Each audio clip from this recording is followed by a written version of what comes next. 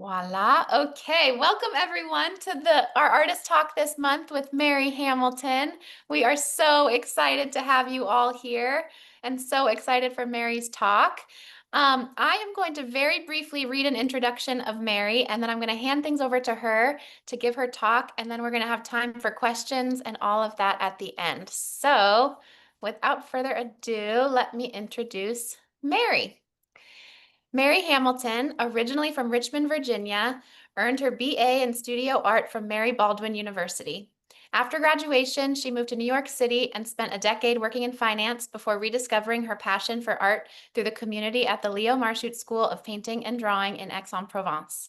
What began as a single semester intended to reignite her artistic career turned into nearly 15 years of living and creating in France. In 2017, she earned her MFA in Aix-en-Provence with Alan Roberts and John Gasparich as her teachers. In 2022, she relocated to Dallas, Texas, where she now lives with her husband and her daughter. Okay, Mary, I'm going to hand things over to you now. Okay, hi everybody. I can only see a few of you, but I'm so happy to be here.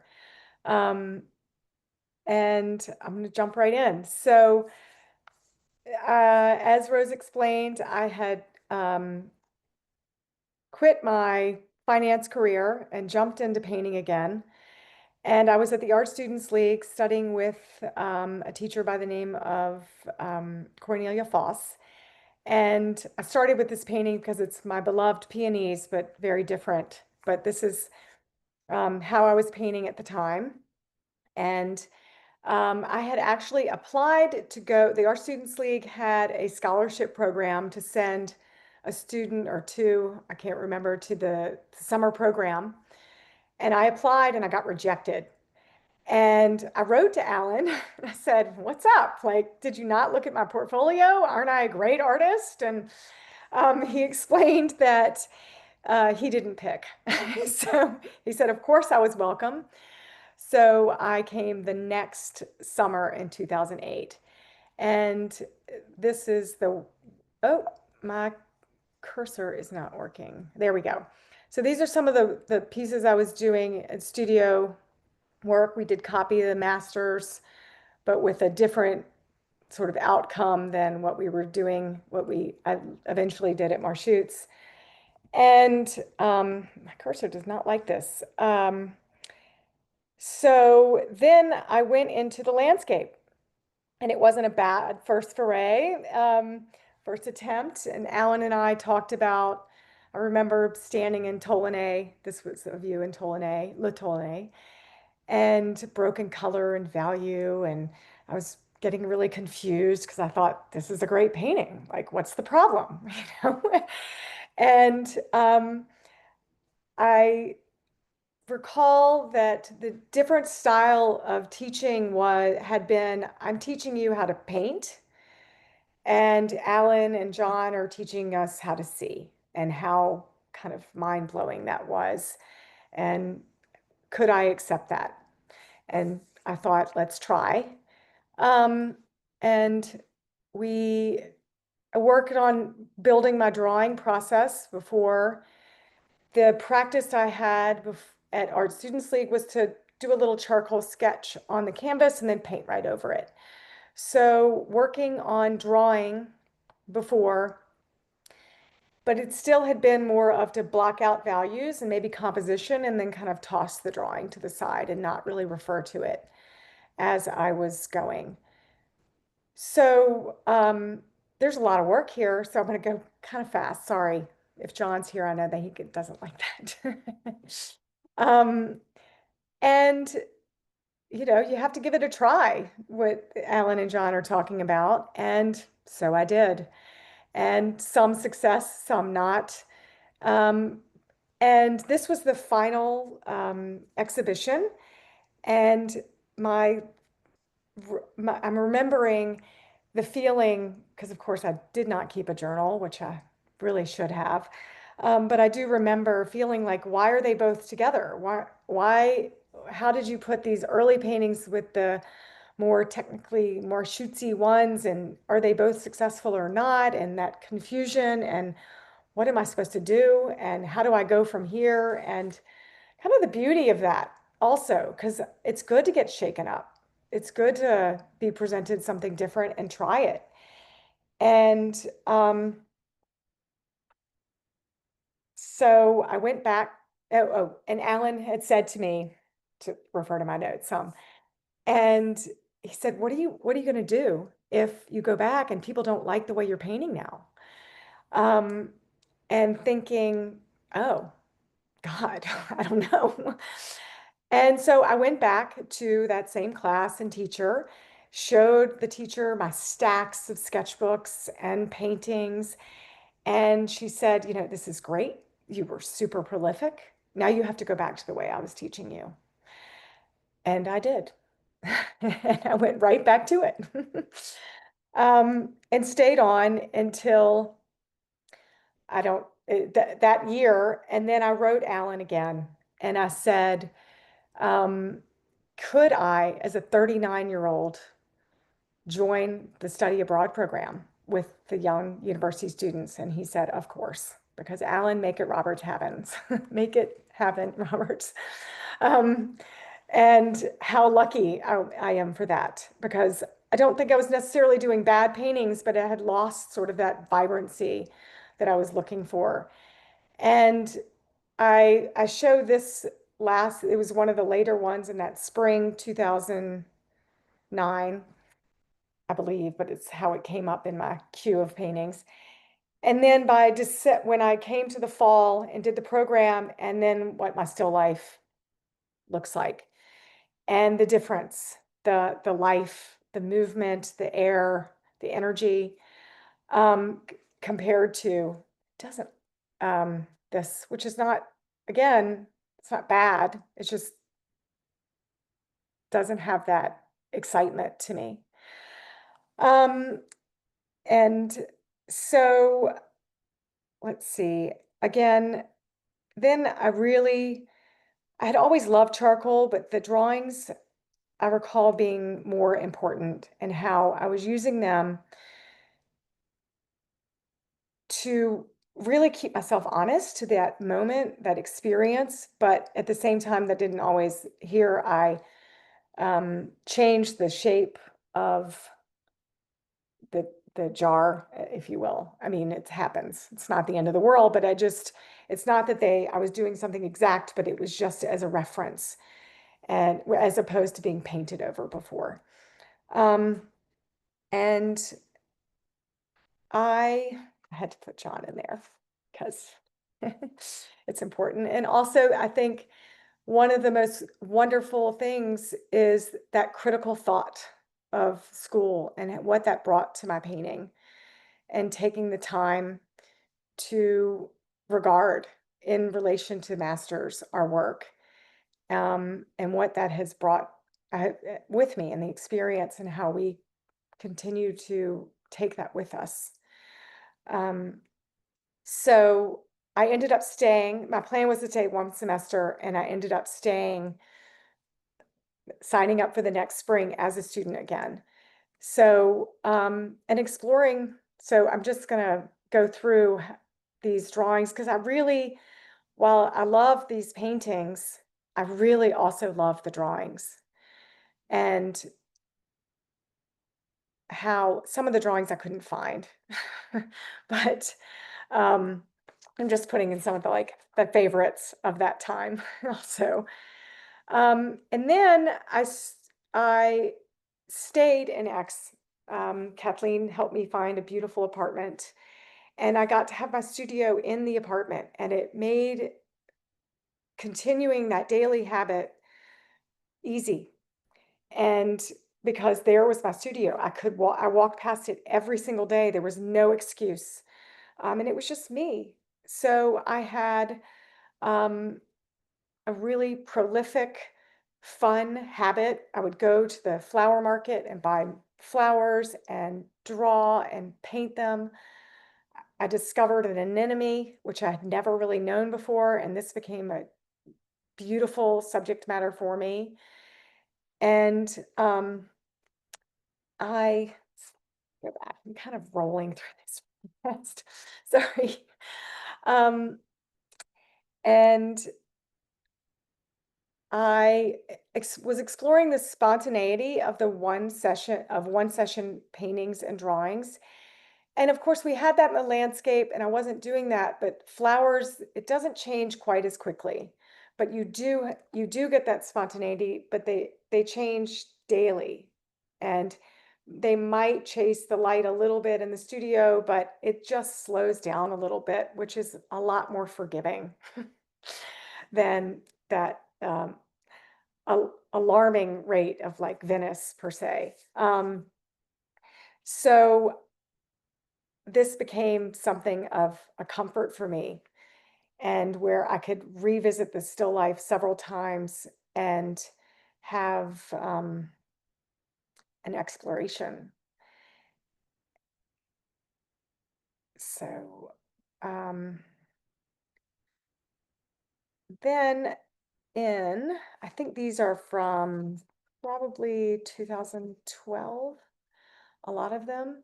I also had, because I had this space, my apartment was the studio was an explosion of experimenting with charcoal on paper and oil stick, and just to have that freedom, because again, like back at the Art Students League, the message was to finish paintings, get in a gallery, sell, sell, sell. And this, I kind of let that all go.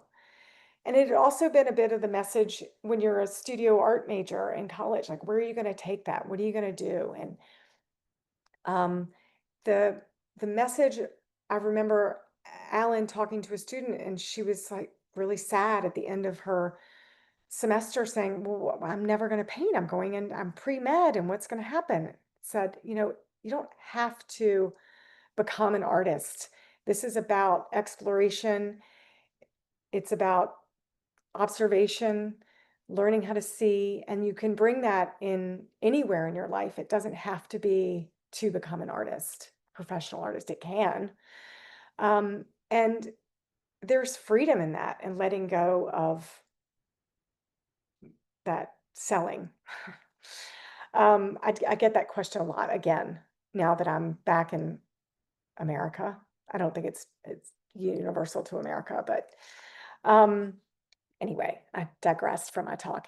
So I was able to have some vernissage in my apartment, because when you are in your own studio, and that's great, and you're not in that school setting, I think it's important to bring in a community and talk about what you're working on, because it becomes such a vacuum and solo, and it's great. But I think having feedback from other artists, or people who may not paint, but they bring their writers or musicians, bring their experience to seeing your work, um, is really important. And it's also fun.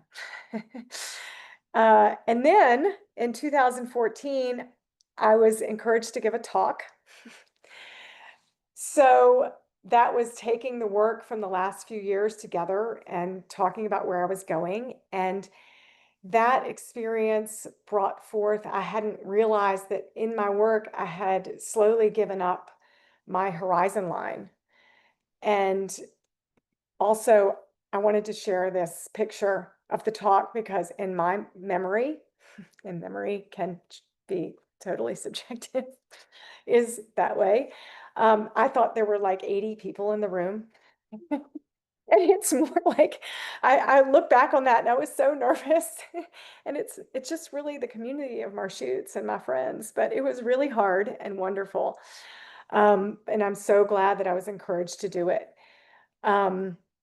So this is some of the work from that talk, which some was in the previous ones I showed too, but I think we can show where I was giving up here we have some more traditional still life, but then I start losing, well, then not there. I didn't put these in the great order, but I start losing the horizon line some.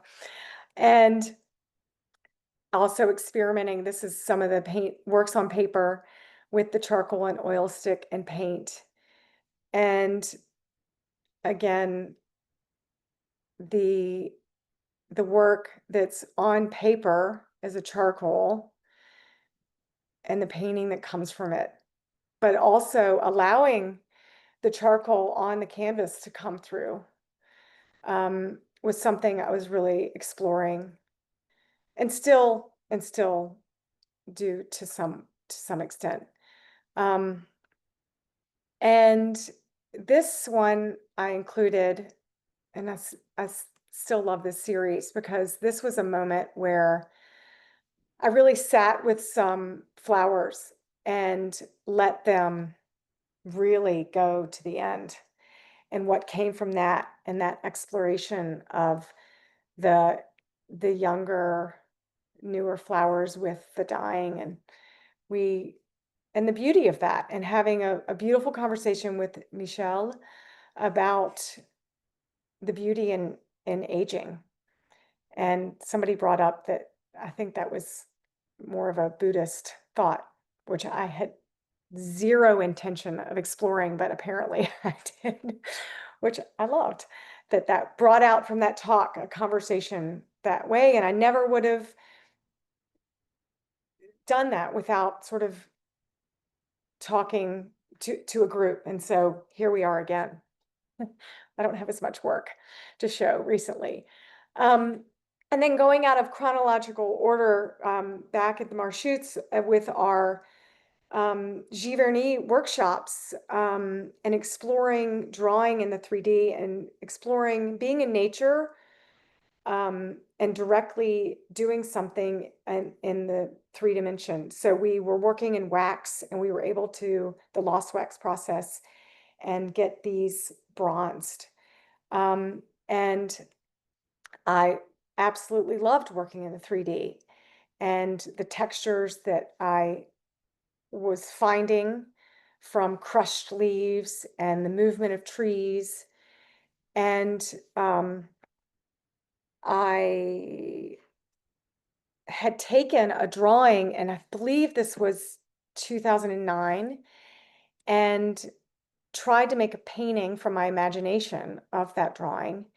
And then later tried, I had made a figure. It wasn't exactly the same, but it was a reoccurring thing. And what had started as one thing and how it became a thread through other pieces of work was something that I wasn't incredibly aware of until later, um, when I tried, this isn't a great picture, but I wanted to show some of the texture. I tried to make an enormous sculpture of that drawing to painting from the same one of the materials that we use in the sculpture workshop. And it was really just for fun. And I've lost my, yeah, I can't, my cursor's not working. Let me see if that will work. No. And now we're stuck on, let's see if I can, I can't, I'm stuck. Hmm. Side to side, up and down. Somebody, Do you think your Mary, keys, I maybe your see arrow her. keys work? it's the arrow key's not working. And I can't get down here and Yeah, maybe try exiting full screen and see if that helps. go back in. Yeah. Yeah. I'll exit full screen and then um, view full screen again and see if that works. Maybe that'll reset things. It did not. Oh. Goodness, I wish it had stopped on something better.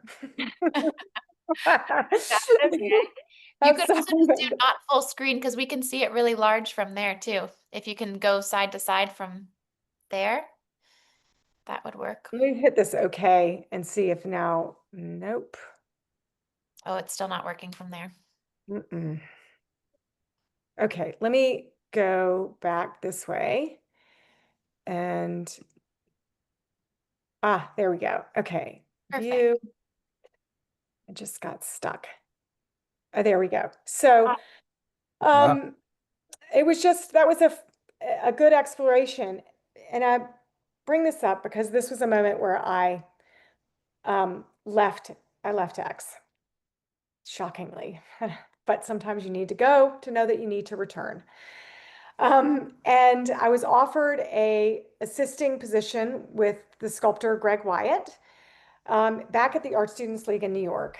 And I went, and he had a project in public art doing an installation. There were, I think it was 8 artists, maybe 10, that were doing an installation down Riverside Park. And it was a way for me to go back and see if I wanted to live in New York again, work with an artist as an assistant, which I had done with the previous painter before, and just see what would happen as I was exploring sculpture and working in the 3D.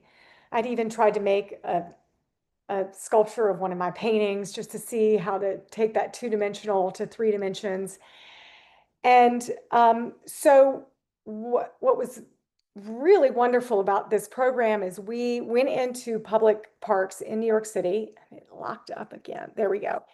And we had exercises where we looked at big sculptures and thought, oh, can we rework them? And I deconstructed things and thought about people walking through these large hoops, and because you can touch sculptures, especially in the park, and how tactile it can be. And paintings aren't tactile. I mean, they can have texture, but the difference of that. And we made these maquettes out of wax and different ways. This was a copy of a fountain, but I changed the top of it just because that was part of the exercise.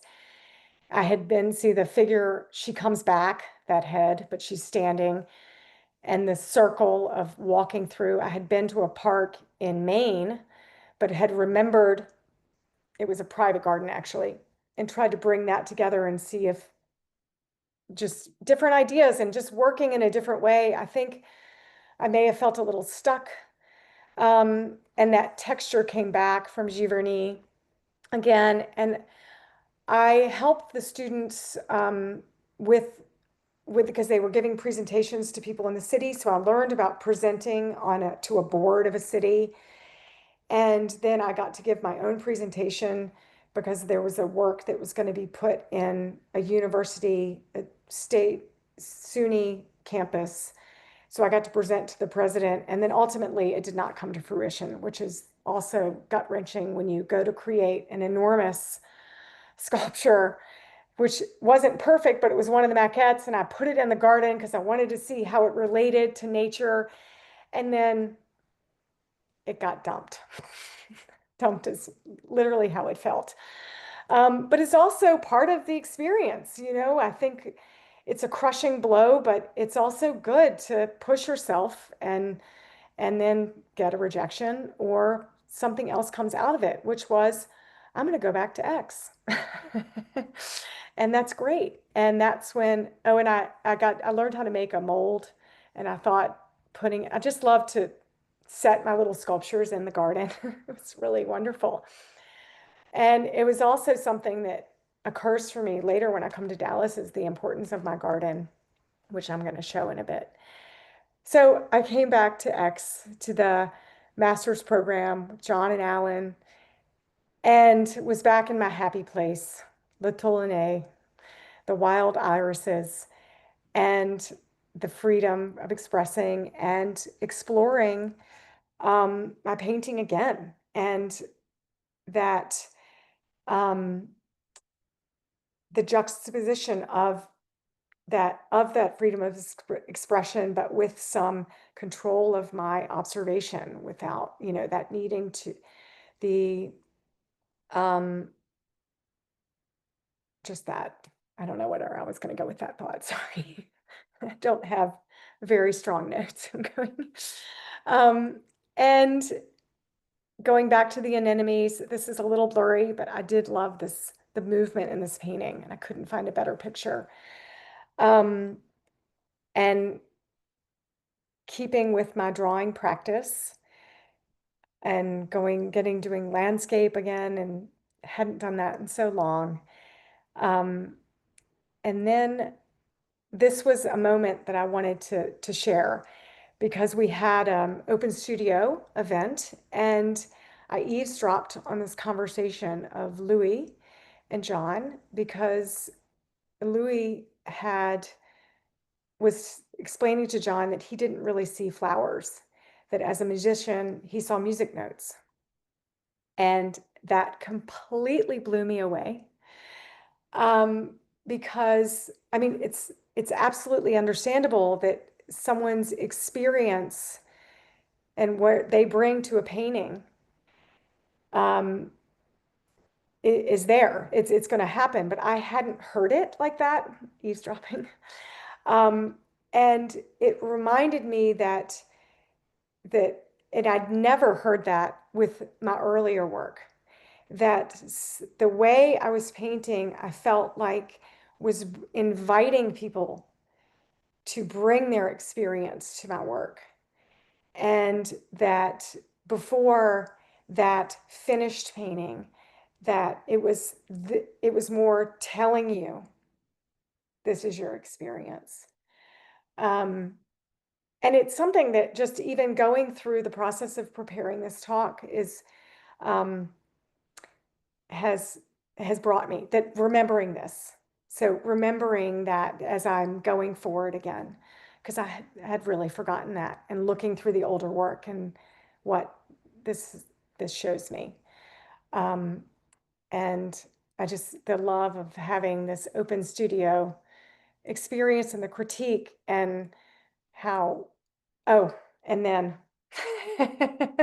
I jumped to that really quickly, sorry, but life changed right in the middle of everything. And so there she is, the cute Elizabeth. And then I had my own little artist. And this is for Michelle, who just wrote me and said she can't be at the call, but I wanted to because this was in her nursery. And how that was a real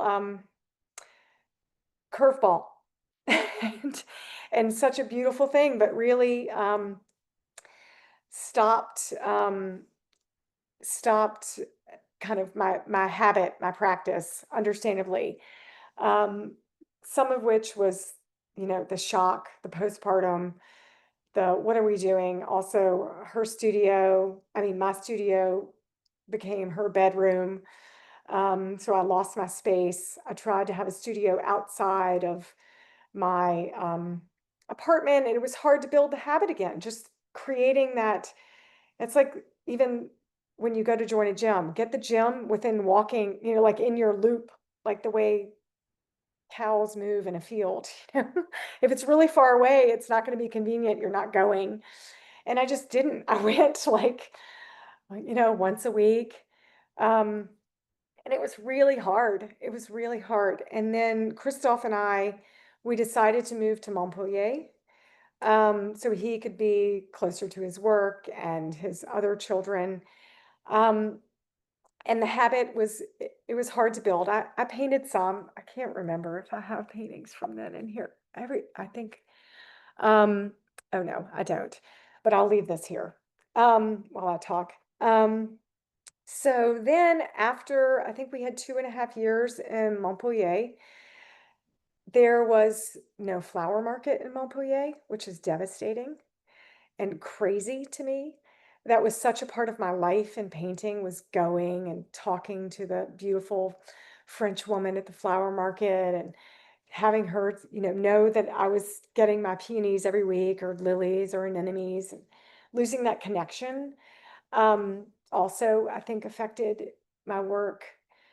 And I had a nice studio in Montpellier, but it just wasn't within that circle of life.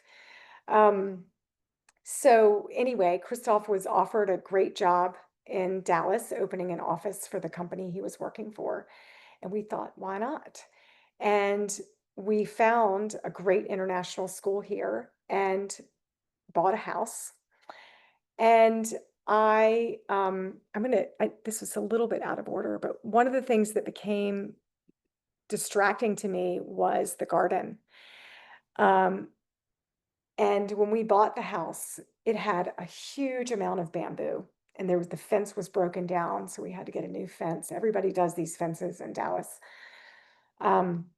And so we tore out all the bamboo, and I started to create a garden. I think I was really missing a connection to nature, which you have so easily in France. And also, Trader Joe's has great flowers, but I wanted to create a garden to paint.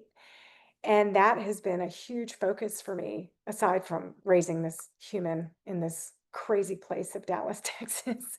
There was a big culture shock, even as an American. I have to say, it's a great city. We have a great community of friends, but wow, after 15 years in X, that was the shock. So this is the part of the length of it. So I have some down to the left. These are my irises that first year. This year I only got one.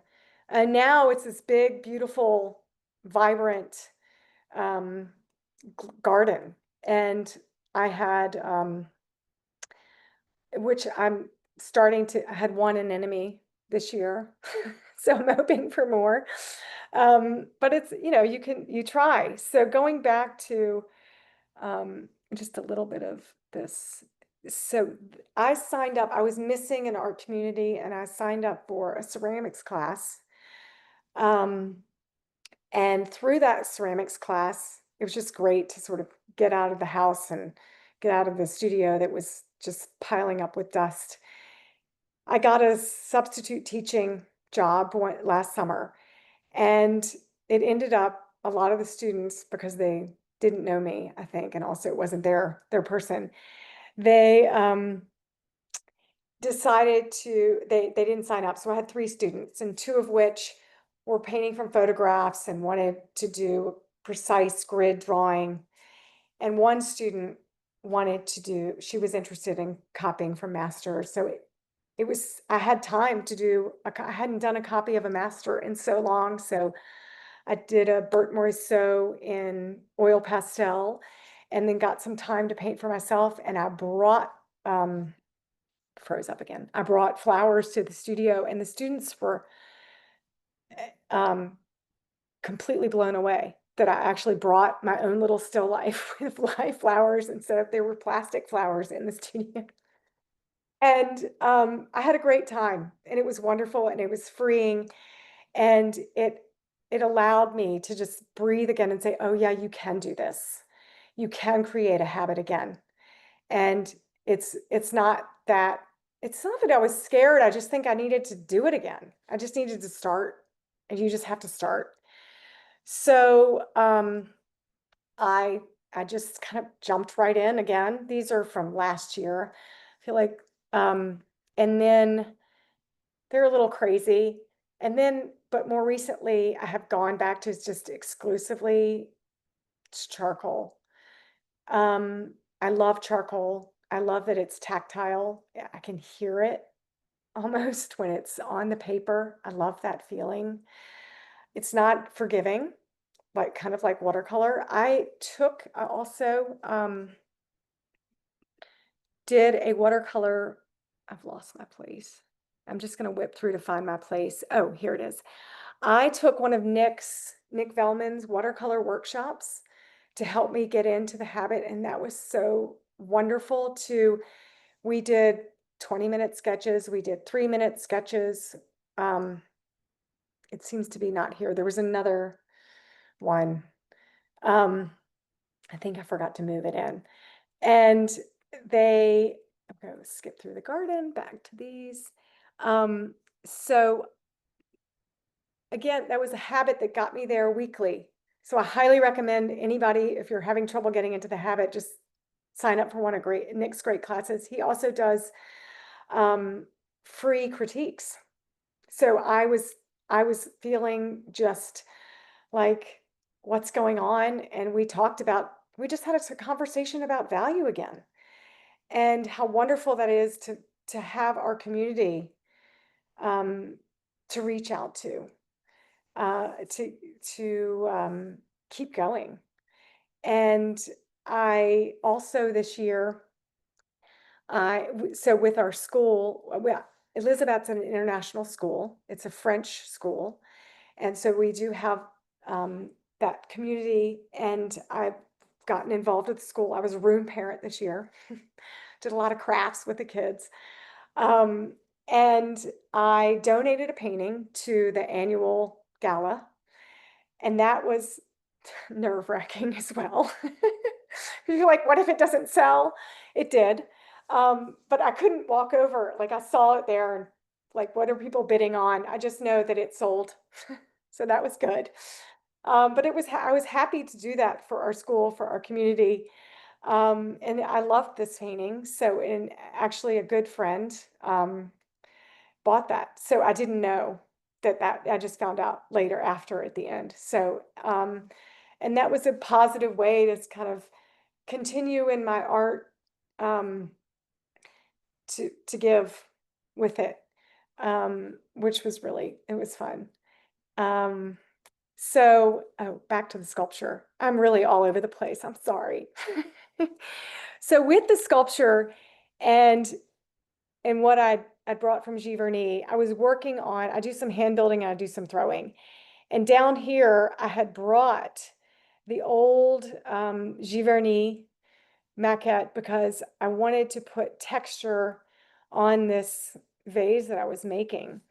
And I found as I was working, I also liked mark making on the ceramic, on the clay.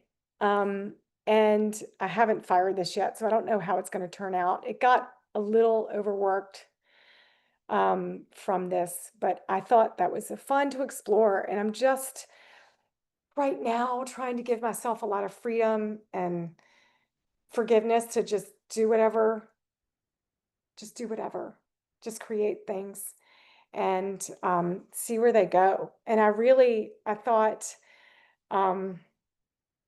that's so funny. I can draw with a sculpture tool, you know, and instead of just, and we'll see how that turns out when I fire it. I had to take a break because of camp schedule, so I can't go back, but it's waiting to be fired.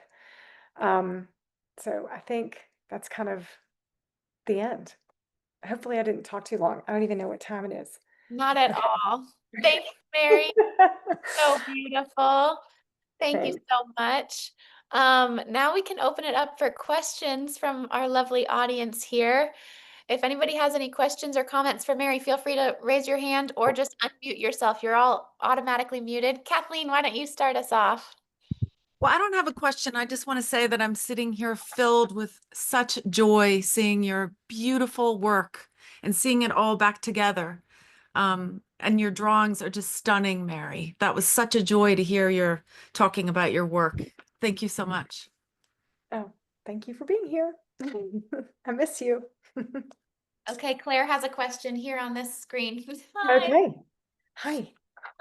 Okay, I have a question for you. So I noticed when the paintings that you started doing more recently in Dallas have a bit of Mhm. a different feel from the ones that you were like there's some real dark, like yeah, I feel like there's more darker darks and they feel a little bit different than the ones that you did before, which makes me think that even if you weren't painting, of course you're living life and you're you know, feel your things are coming into your mind even if you're not putting it on paper.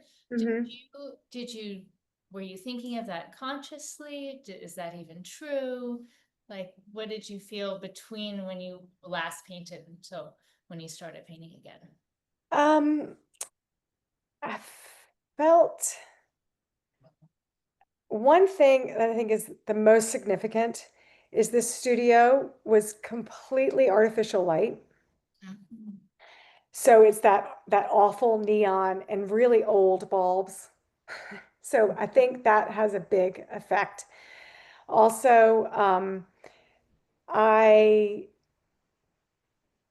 I think I was just feeling what oil was doing, and I had about an hour to do it, and I was being interrupted a lot, but that's okay.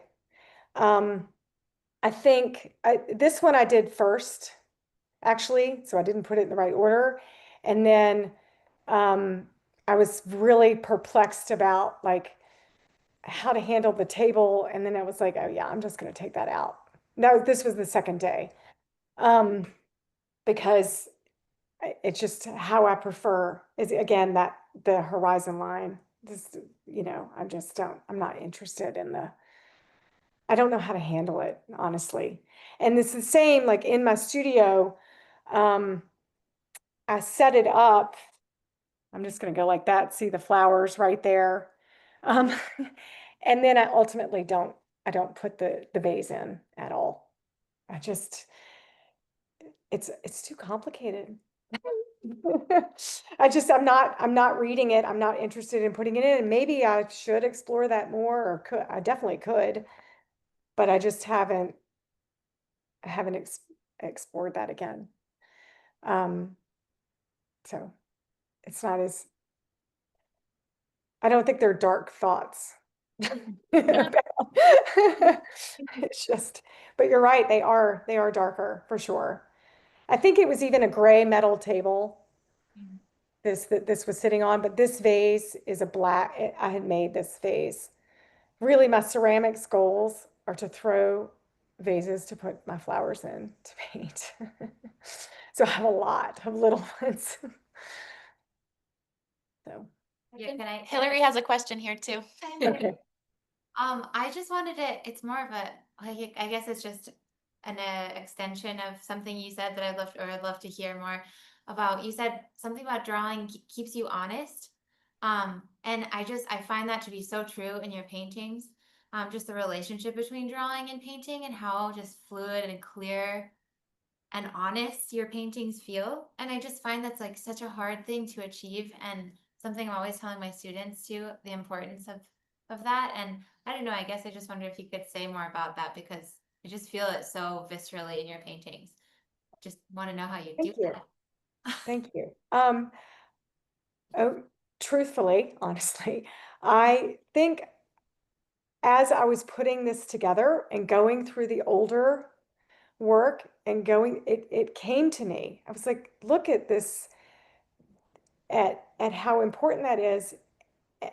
And because what I do, and this is admitting this craziness is a little nerve-wracking also, is I talk to myself while I'm painting, and I will say, wait a second, that is not there. Why are you putting that there? And I'll do it out loud by myself in the studio. And there's music playing sometimes that keeps a rhythm going, and sometimes you get into the rhythm and you forget, oh wait, I'm in the rhythm, I'm not, and the rhythm can work. But it's about finding that rhythm in what you're seeing and then sticking with that. I remember, I'm going to go to this particular, so, and also the peonies are different here than the ones I was getting in X. And these little scritchy marks here. And I thought they're not as soft as the peonies. So right in the center, can y'all see my cursor? I guess you can. And doing that, and you start going, and you're like, oh wait, that's too many. And you can't erase charcoal. I mean, you can kind of smudge it out, but then you're going to have a dark value there.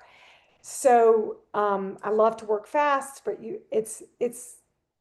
I have to really slow down while I'm going fast. It's a really hard thing to do, and talking to myself really helps. And also, I do things like I say things like, "What would Alan say?" Yeah. And I do. And it's a checks and balances of the people in my life that have influenced my art, and being just that. It's like a meditation, and you have to, when I don't meditate that much, but I've been doing a lot of yoga, thank goodness, here in Dallas. And you lose track, and you start having all that sound in your head, and you have to get back in it. And that's really about the honesty of drawing what you're seeing. That's, I think, really important, if that answers it. Yeah, thank you. Other questions or comments for Mary? You'll just have to unmute yourself. Oh, Alan, go ahead. I've been waiting. Unmute yourself, Alan. Yeah, there we go. Mary, beautiful drawing right there in front of us. Thank you. Incredible. Also the paintings at the end. I mean, the thing that I am just amazed by is how you transcend the subject matter in terms of, if you go back to that first still life you did with the table and the the black tape, you had the table and the, Mm-hmm. yeah. I mean, the upper part of that, that's a very nice painting too, but it sort of looks like a painting, oh, this is a painting that I'm looking at. And if you go back to the drawing, it's really, you transcend Oh, this drawing down here. Oh, wait. the one we were just looking at, or that beautiful painting that, or that, Oh, yeah, you see, okay. wow, that's incredible because it's not really, it doesn't feel like I'm looking at a painting, it feels like I'm looking at a living being. So the product aspect is totally gone now, if that makes sense. It doesn't, It, it's just beautiful. Reveals itself from the inside out. And like, again, I don't, it's not like I'm looking at a painting. It looks like the painting, I say this all the time. It looks like the painting is looking at me. It's really beautiful, Mary. thank you, Alan. That's, And I that's what, think that was the that's what memory. Alan would say. That's what And I I. love the fact that you sold the one that you sold, you see, is really good too, because it's Oh, for the auction? Yeah. that's That a was a great painting. And it was really, what was really fun is I had someone from the school who's a good friend now. Um, and I'd met her through the ceramics class, but her daughter is at this school. Um, and I'd sent an email to somebody that was in charge of the gala, but that she came and we dug through every drawing. And I hadn't gone through it since I'd moved from Aix to Montpellier. I had everything, but I hadn't really gone through everything. And to go through it all again, and we're pulling it out from under the sofa and every drawing, and she bought one for herself. And I had forgotten how wonderful that is and how fun it is. And yeah, discovering things that I had forgotten about. And how important the drawing was. And so it also reminded me to get back to the drawing. And yeah. also the drawing and the painting, I mean, as we all know, is the same. It's just painting is drawing with color. Um, Who's that so woman artist that you really like? I can't think of her. Joan Mitchell. Yeah, I wish Joni had done this because that's what's your painting is much stronger than Joni Mitchell. Well, I mean, I think But the honestly, drawing is so strong. thank you. And I don't want to say I feel that too, but I don't connect with the paintings as much. Doing the MFA and looking at her work so much and looking at the Bonnard and other, I thought, wow, now I don't get it. Why do so many people say this? Because I don't see it anymore. Yeah, And, and what you were saying about, like looking at that picture of Louis reminding me, and that's again, it's that I'm not making a painting, it's not showing you something, it's letting you experience it. yes. That is so wonderful, and it gets me excited to paint again. I'm like, oh yeah, that's what I was doing, you know, and I forgot, and because I was obviously quite distracted. But I do think also, like, I did not expect gardening to give me such feeling being out there. And I get my cup of coffee and I walk through the garden and I pick off little dead things. And I get a little bit of that too. And I don't know what that is, but hopefully, now it's hotter than 100 hells here. So I'm not painting outside in my garden, but in January, it can be quite warm when the irises are blooming because they bloom and so hopefully they come this year instead of just one that I can start painting because I do love being in nature outside and I love, Beautiful garden. A lot of work. You put a lot of work into that garden. and now it's self-sufficient pretty much. I mean, it has to be watered, but that was the point, to put in a garden that could kind of live on its own and exist. And Yeah, so, we'll see. beautiful, Mary. Thank you. We miss you. I miss y'all too. we're coming in October, so I can visit everybody, paint with the studio, the atelier. Absolutely. Other questions and comments for, oh, Jan, do you have a question? Go ahead. Yay, hi. You'll just have to unmute yourself. Yeah, yeah. So this is really just a comment. It's how great it is to see you, Mary, and how to see this, catalog of your work. I still have your painting in my dining room at home of Mount Saint Victoire, and now I know, I can see the evolution of it, and it's just, it's fascinating. It's also I mean, listening to you, there are a lot of similarities to writing poetry, I think. And it's just really lovely to hear your talk and to see your work. So Thank you. Thank you.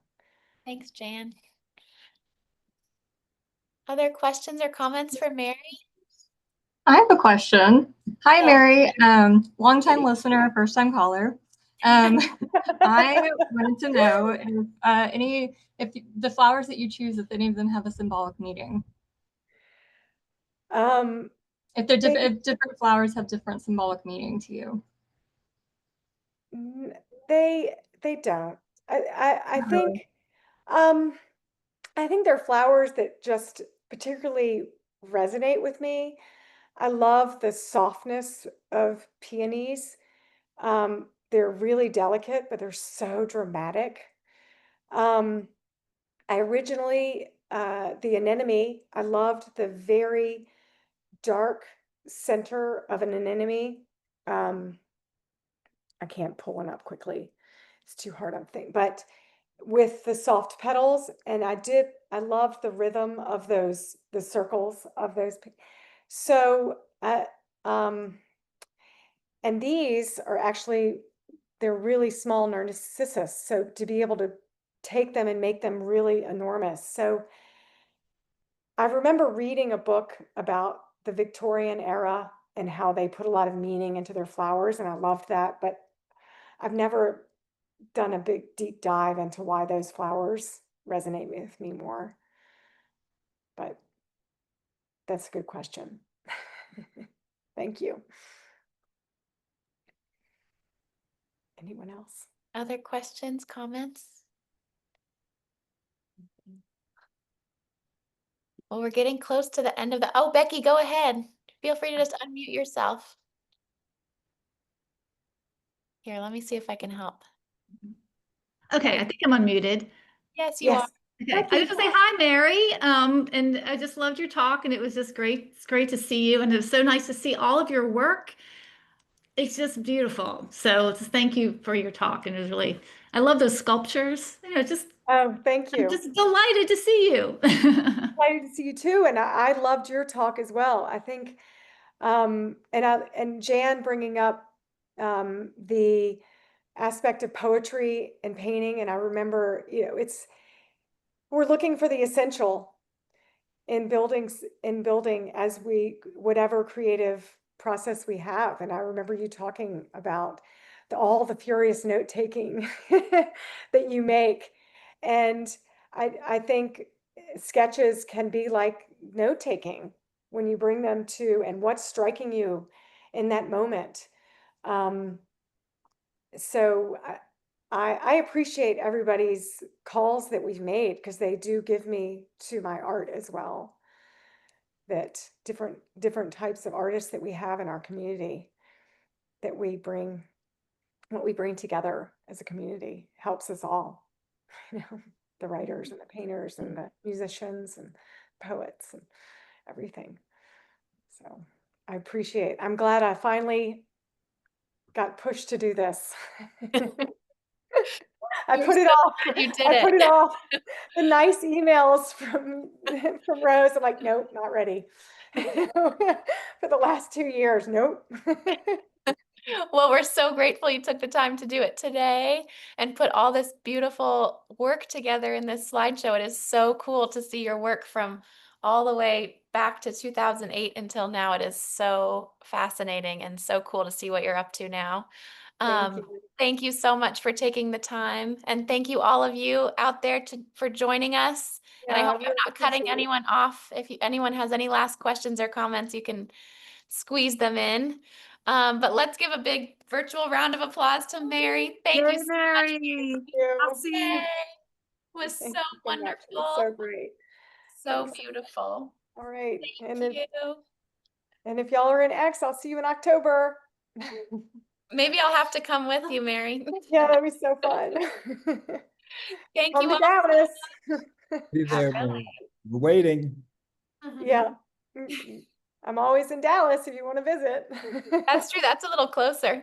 Yeah. Yeah.